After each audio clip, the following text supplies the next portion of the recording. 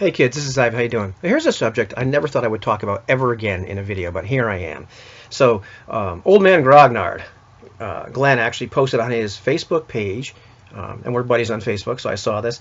He posted that, he just heard of the fact that THAC0 was shorthand for descending armor class. THAC0 is more precise, 2-hit armor class 0. Shorthand for descending armor class amongst the newer crop of gamers. I did not know that.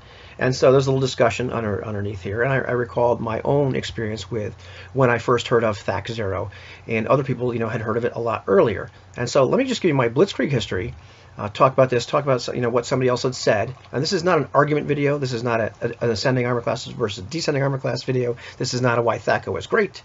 This is not why I'm right and somebody else is wrong. So that's not, it's just more about, what's more fascinating to me is the fact that, even though a bunch of us started at the same time, so I really like to hear from older gamers that started in something like first edition D&D or whatever.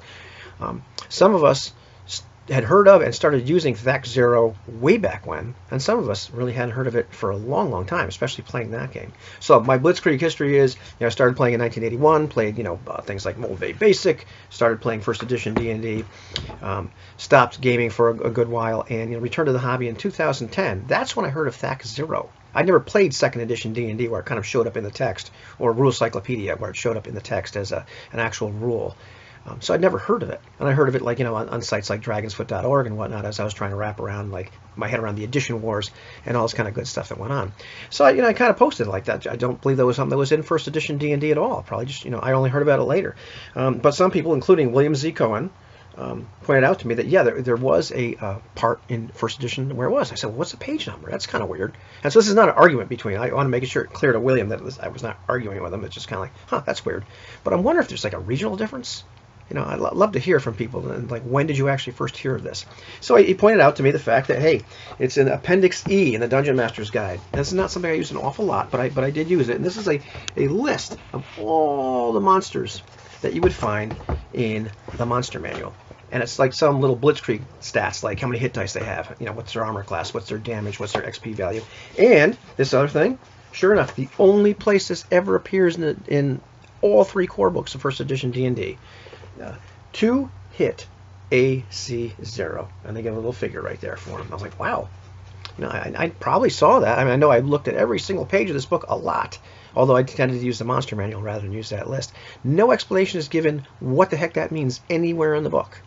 I verified that with people. He actually linked a dragonsfoot.org thread, which maybe I'll put down there, because I know I saw it at one point when I was figuring out what the heck this was. Not mentioned anywhere else in the book.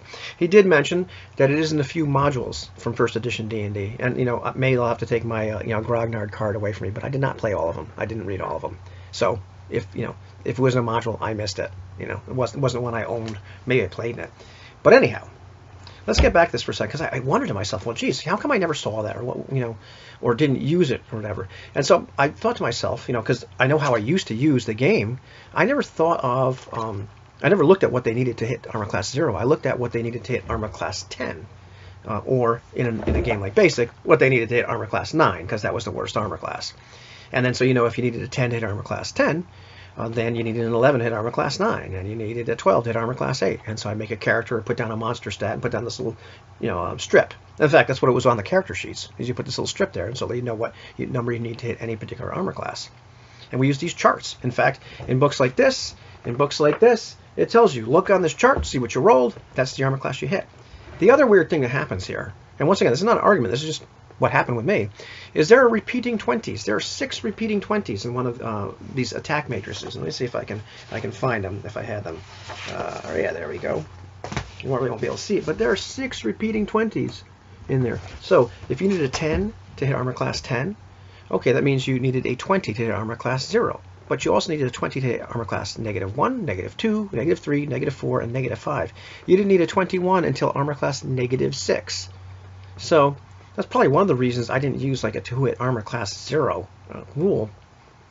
And by the way, in case you don't know how this one works, it's an old war game technique, as far as I understand, where you could be rolling 2d6, you could be rolling whatever die it is, but 0 was the most badass armor class ever. And the armor classes that were higher than that, they were easier to hit. So you rolled your die. Let's just go with a d20. You rolled your die. You added any relevant modifiers. You saw what your THAC0 score is, which is like analogous to what your attack bonus would be. It's like how good you are at hitting people.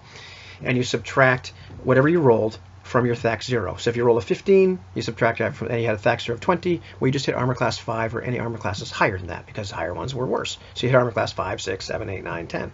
Great. Because that's how it worked. But we just didn't use it that way. We made a little chart on our sheets. We weren't thinking of to hit armor class 0 or THAC0. So the repeating 20s, I think, probably threw me off as well. The other thing here, too, though, as I'm looking at this, and I was thinking about it today, and I went back and looked at the book. Well, if you were a fighter or a cleric in your first level, well, your to hit armor class 10 was 10. But if you were a magic user or a thief or a normal man, your to hit armor class 10 was now an 11. You were worse than thieves and clerics. However, to hit armor class 0, you both needed a 20.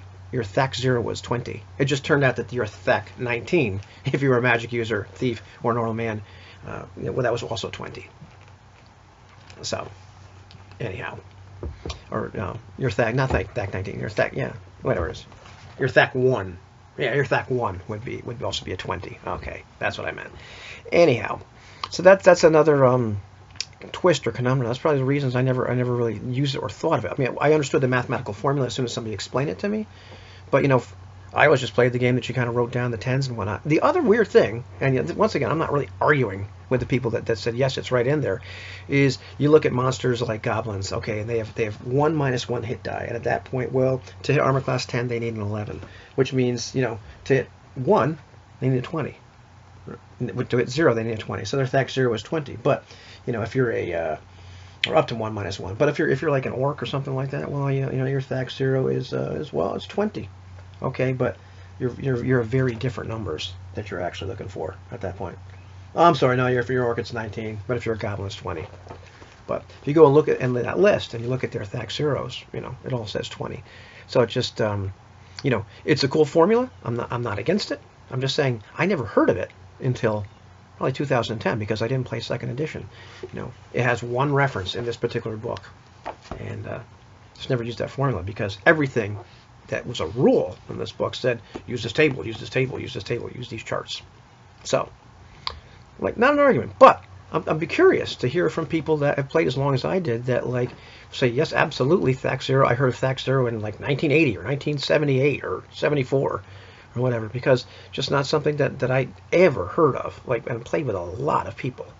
Nobody ever used that, at least in Connecticut. So, longer than I wanted to make it, but just kind of like a curiosity video more than anything else. So, I'd love to hear your take.